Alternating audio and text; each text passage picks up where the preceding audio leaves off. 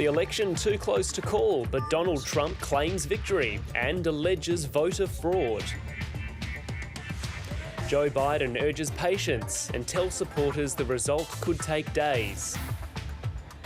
And China ups the ante, fears Australian wine will be the next on its import hit list.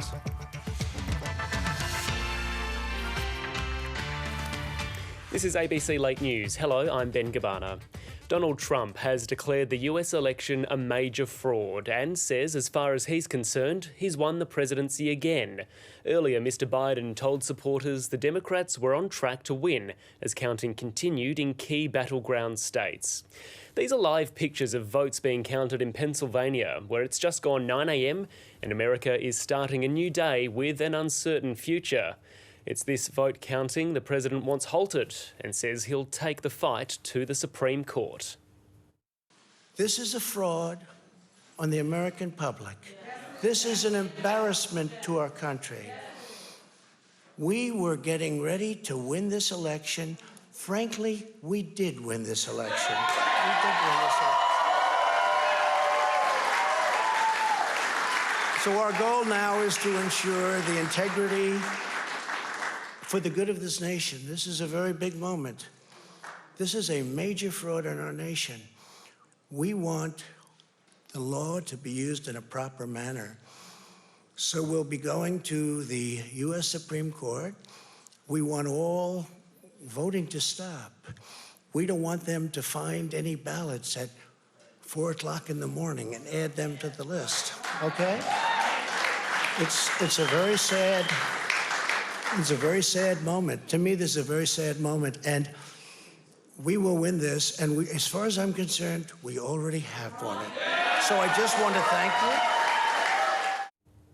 In contrast to Donald Trump, Democratic presidential candidate Joe Biden told supporters the result may not be known for days. Patience is commendable. We knew this was going to go long, but who knew we're going to go into maybe tomorrow morning, maybe even longer. But look, we feel good about where we are. We really do. I'm here to tell you tonight, we believe we're on track to win this election.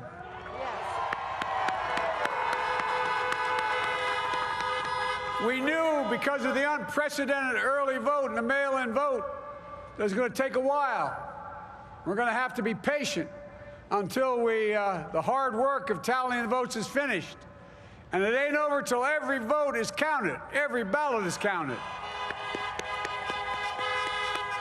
It's not my place or Donald Trump's place to declare who's won this election.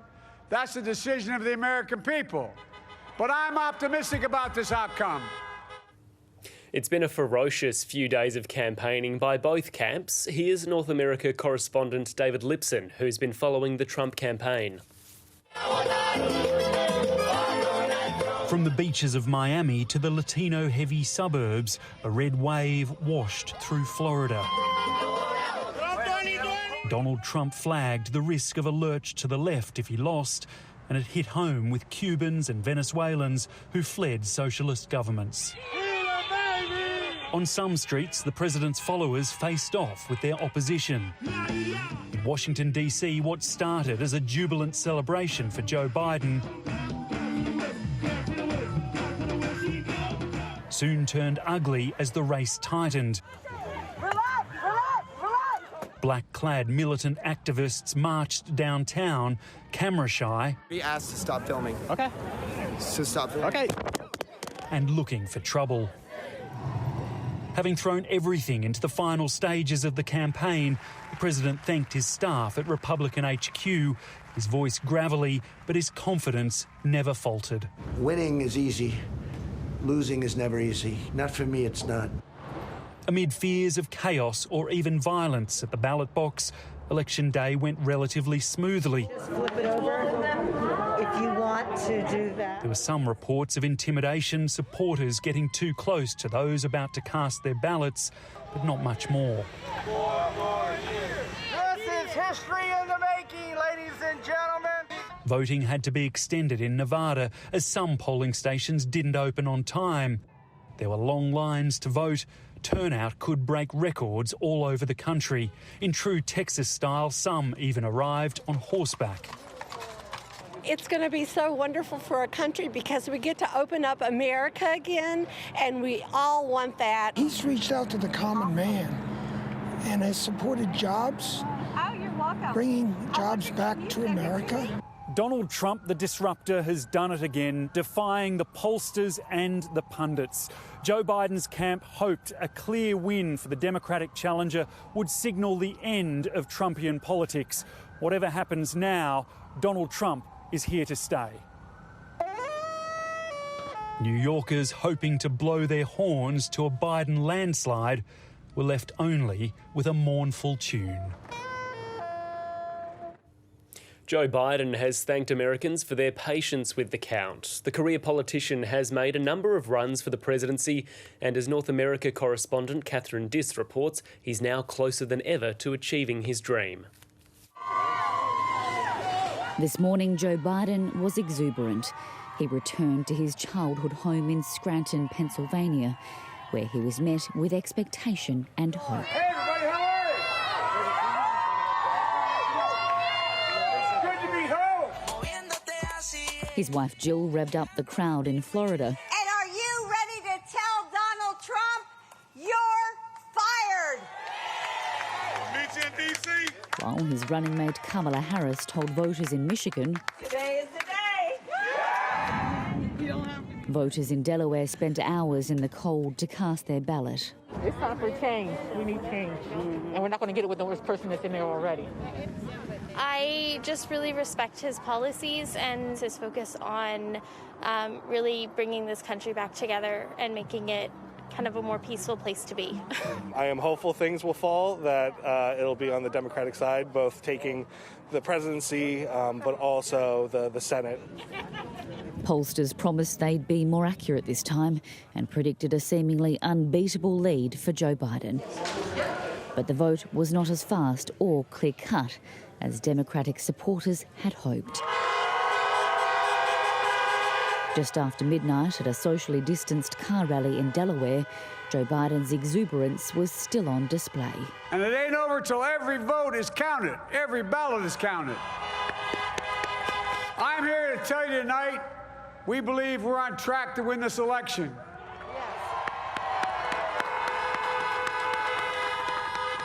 We knew because of the unprecedented early vote and the mail-in vote that it was going to take a while. We're going to have to be patient. The candidate, who sold himself as the working-class boy made good, is now focused on the ballots of voters in the nation's Rust Belt. What we're seeing now is not including the early vote. And the early vote is the one that Democrats feel the most confident about because they encourage their voters to go and vote early. After a 5-decade career, including 8 years as vice president, 78-year-old Joe Biden is still hopeful this is his time. Keep the faith, guys. We're going to win this. Thank you, thank you, thank you.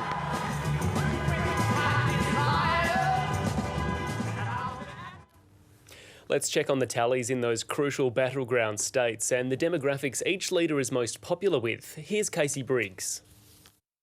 Donald Trump's claimed victory in a handful of states that it's absolutely not clear at this point that he's won. First of all, to Georgia, a state where we have 94% of the vote counted. Trump does lead, but the votes that are remaining to be counted, that were validly cast but not yet counted, we think many of them are in the Atlanta region and are favouring Democrats, so that gap may well tighten. We've also got North Carolina, a state with 15 electoral votes that is too early to call at this point. And then we've also got 3 states that were key to delivering Donald Trump the White House 4 years ago: Wisconsin, Michigan and Pennsylvania. We'll just look at Pennsylvania quickly, where Donald Trump does look like he has a very big lead at this point, but we don't have a representative sample of all of the votes. There's still a third of the vote to come in, and overwhelmingly it is early votes, it is absent votes that we expect from the early voting data that we've seen will overwhelmingly favour Joe Biden, tightening that gap. So Pennsylvania, along with Michigan, Wisconsin, states that are too close to call.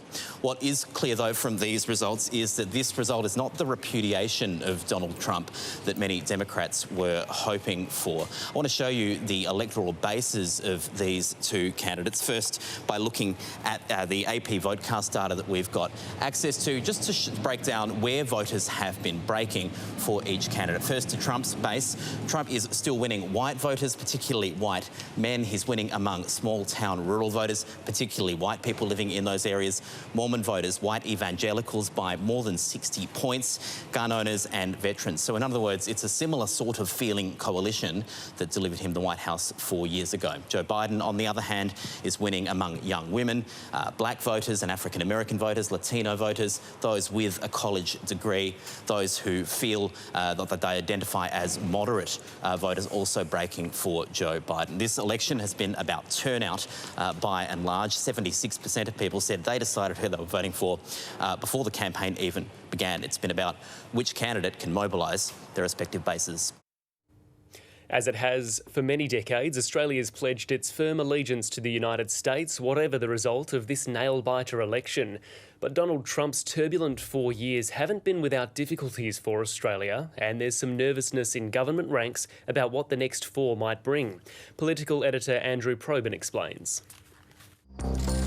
An alliance forged in war, affirmed in troubled times. Prime Minister showed he's not only a man of steel, he showed the world he's a man of heart as well. Australia's faithfully stuck with the United States. We have no stronger ally than Australia.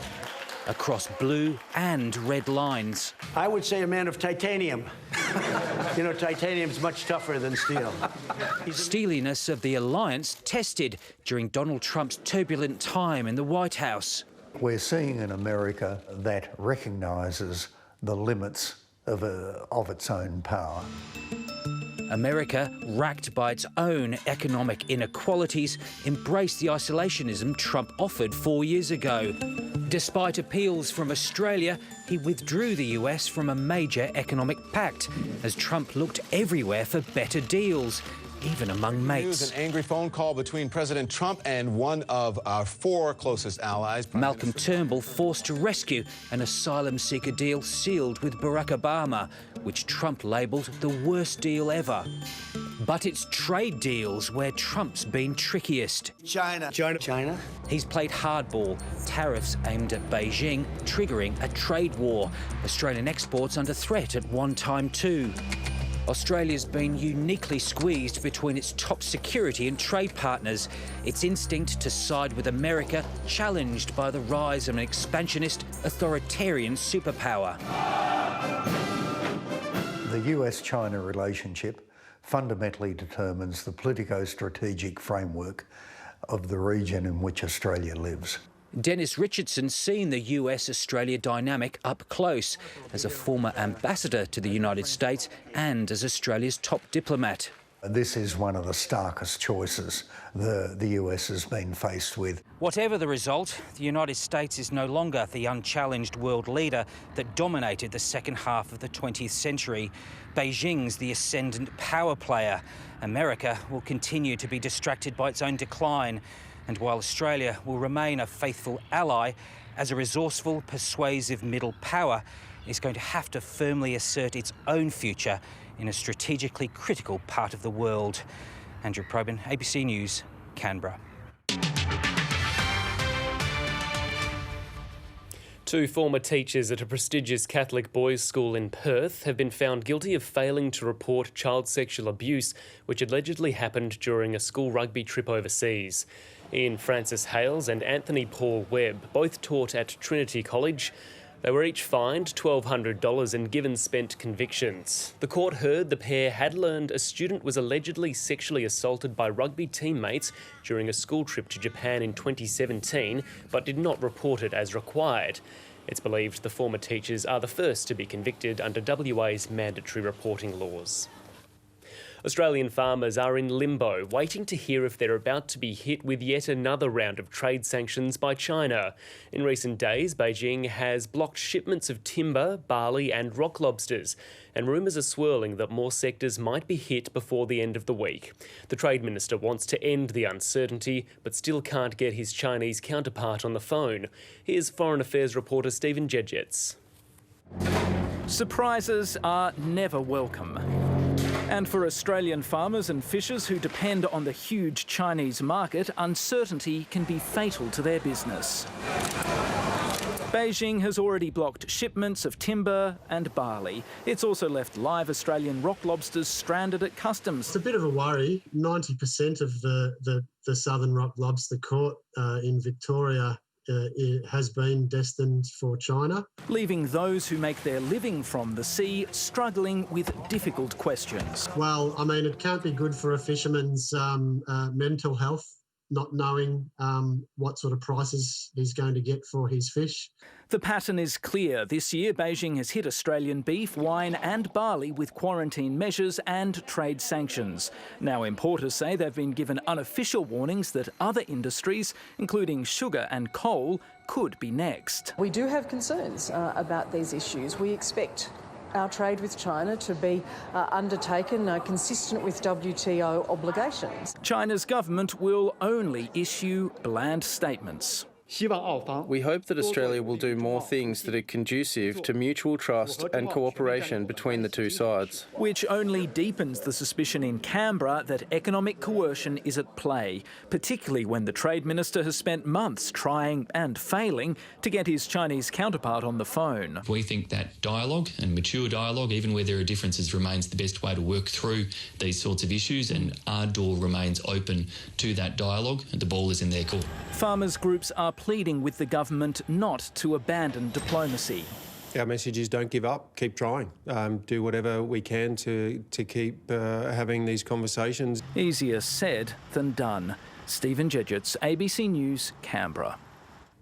The Big Four banks have announced they'll pass on some of yesterday's rate cut to homeowners, but not everyone will benefit. The cuts are being passed on to fixed home loans only. The lenders will issue new 4-year fixed-term home loans with an interest rate close to 2%. They're also dropping rates for shorter fixed-term loans. But owner-occupiers on a variable loan and investors will not receive any reduction in their interest rate. Some business loan rates will also be cut. The New South Wales Premier has described it as a calculated risk, and it's one that separated families have been waiting for. The state will reopen to Victoria in less than 3 weeks. Authorities believe Victoria's harsh lockdown may have eliminated coronavirus in that state. 3 new infections have been found today in Sydney. All are linked to an existing cluster. As a staunch advocate for open borders, it's unsurprising Gladys Berejiklian has been the first to move on reopening to all of Victoria. The restriction will be eased on November the 23rd. With that, there comes some level of risk, and we accept that, but we believe that it's a cautious risk, it's a calculated risk. It's also based on the theory that the virus isn't circulating in the southern state. They may have, because of the lockdown, actually gone down a path of having eliminated at this point in time. The government now concedes New South Wales achieved that back in June, but the virus was reintroduced from Victoria before the border closed. Our data suggests we did not have any circulating virus until we had the seeding event back in late June, early July. Regardless, the Premier is adamant elimination isn't a sustainable strategy, so will pursue her border policy even if cases start to climb. I certainly don't think that Gladys Berejiklian would be opening her border to a state she didn't have confidence in. To coincide with the reopening, protocols will also be strengthened in New South Wales. Also on November the 23rd, QR codes will become mandatory for all hospitality venues. We can't respond to a pandemic with paper. You've got to be fast to respond to a pandemic, and digital's the only medium. New South Wales Health is still trying to track down everyone who was at the Jasmine's One Lebanese restaurant in Liverpool last week because contact details weren't taken as required. Ashley Raper, ABC News, Sydney. Crown's new multi-billion-dollar casino is set to open in Sydney next month, but an inquiry's been told the company is not suitable to hold the licence. The fate of the casino giant now hangs in the balance after months of revelations about failures within its gambling business. Just weeks from its grand opening, the licence for the towering casino is now at risk. In summary, we submit that the evidence presented to this inquiry demonstrates that the licensee is not a suitable person to continue to give effect to the licence. Crown's Barangaroo Casino planned to rely heavily on VIP gamblers, but in final submissions, counsel assisting argued Crown was not fit to hold its licence, based on its actions in the lead-up to the arrest of 19 of its employees in China 4 years ago. We submit that the evidence in relation to the China arrests demonstrates serious and systemic failures. The failures include evidence senior managers knew staff were at risk but kept them in China unlicensed to push its international gaming business. We submit that the saga of the China arrests can only lead to a conclusion of unsuitability. The hearing has previously been told Crown knowingly partnered with junket operators with links to organised crime and turned a blind eye to money laundering. I will be seeking urgent and immediate advice on what to do. The Premier hasn't ruled out calling on Crown to delay its scheduled opening. The inquiry's commissioner will make a ruling on Crown's licence in February. Josh Bavis, ABC News, Sydney. It's emerged that the gunman who killed 4 people in the heart of Vienna yesterday was granted early release from prison in December. The 20-year-old was convicted last year for attempting to join the Islamic State group in Syria. Terrorist attacks have been rare in Austria, and this incident has raised tensions across Europe. Nick Dole reports from Vienna. This is one of 6 crime scenes in central Vienna. Bullets from the terrorist's automatic rifle tore through metal and glass and made targets of innocent people. A projectile came through the glass above Noah Melamede's COVID-19 testing clinic. I feel threatened, of course, and to see the police going around with metal detectors and looking for bullets and stuff like that, it's very frightening. At a nearby bar, drinks were abandoned as people ran for their lives. The gunman was firing for 9 minutes before being shot dead. Heavily armed police have been guarding the city centre all day, fearing there could be more gunmen on the loose. But authorities say after looking at video of the incident, they think there was just one shooter. More than a dozen people have been arrested following raids across the city. Expressions of solidarity poured in from around the world, including from France, which is still reeling from recent attacks from Islamic extremists in Nice and Paris. The UK has raised its terror threat level in response. This is not a dispute between Christians and Muslims or between Austrians and migrants. No, it's a struggle between the many people who believe in peace and those few who want war. It's a fight between civilization and barbarism. Unless you're able to get rid of this hate, of whatever's happening. There's a hate in everybody, I can see it. You cannot live with the situation, and we still have to live. And that's what they did at this Vienna concert hall. The audience was told it wasn't safe to leave because a gunman was on the loose outside, but the musicians remained on stage and kept on playing. There was the most touching and soothing moment when I thought, oh, there's something still okay. The heart of Vienna is still beating. But this city and much of the continent remain on edge. Nick Dole, ABC News, Vienna. Well, it's official. The Sydney to Hobart yacht race will go ahead, but will look and feel significantly different to previous years. 100 yachts are set to sail to Hobart from Sydney Harbour on Boxing Day. Spectators on and off the water will be limited due to social distancing requirements. Organisers are urging fans to follow the race online with a live stream of the event planned. Sailors will also be forced to change tact, with pre-race briefings to be held online for the first time. An unprecedented number of humpback whales has been spotted off Tasmania in what's being called a bumper migration season. Tour operators say there are 10 times as many as last year, with sightings of up to 100 humpbacks at any one time. Rolling over and opening their mouths, and you're getting shearwaters fly out of their mouths, and it's just an incredible experience to see. The whales are migrating south with their calves, making their way through Tasmanian waters and feeding on tons of krill before reaching Antarctica. A man has survived a fierce overnight house fire in Brisbane. Anton Ewan's Kangaroo Point home is destroyed, but he's fine thanks to his squawking pet parrot, Eric. Eric the pet parrot has become an unlikely hero. When a fierce fire broke out at Brisbane's Kangaroo Point early this morning, the bird squawked his sleeping owner's name to alert him to the danger. I heard a bang, and Eric, my parrot, he started to yell. So I woke up, and I smelled a bit of smoke. Neighbours also woke to the sounds of explosions. Oh.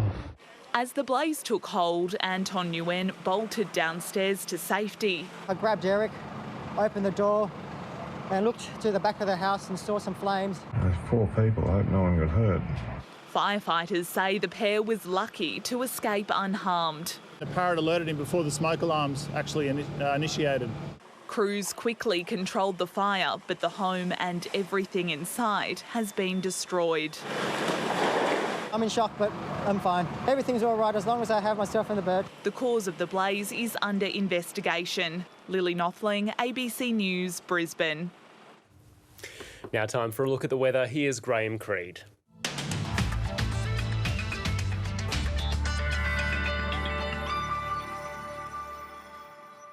Very hot conditions continue across the north of the continent. We are going to see them becoming a little bit more widespread through Queensland, with widespread dangerous fire weather conditions developing through the state. Total opposite through New South Wales, very cold air moving through with a broad area of rainfall, some localised to moderate falls through some parts, but very little in the way of rain for Queensland. There could be an isolated dry thunderstorm in the southeast and a few about the Gulf Coast. In between, just very hot, dry and mostly sunny. We've got that band of thundery rain moving through the central parts of New South Wales. A severe weather warning for damaging winds about parts of the Sydney, Central and Hunter coastline. Some isolated showers about the ranges and coast north and south of that. For Victoria, any showers are actually going to contract through to the east as the day progresses, and then they should clear from the far east in the evening. And a few showers about the west and south of Tasmania. Much of the remainder should remain relatively clear at this stage. For South Australia, we're also just looking at a very isolated shower about the southern parts of the state. Up across the far north, though, we could see some raised dust as we move through the afternoon. And for Western Australia, there is a trough moving down the west coast. Now, it could trigger a very isolated thundery shower, but really for the most part, it will remain dry. And for the north of the state, this is where we are more likely to see some thunderstorms extending along the northwestern coast of the Territory into the top end or the top part of Western Australia. Also down the border areas with some raised dust with gusty winds in the south. And that is ABC Late News. For news at any time, you can go to our website or stay up to date on Facebook and Twitter. I'm Ben Gabana from the team. Good night.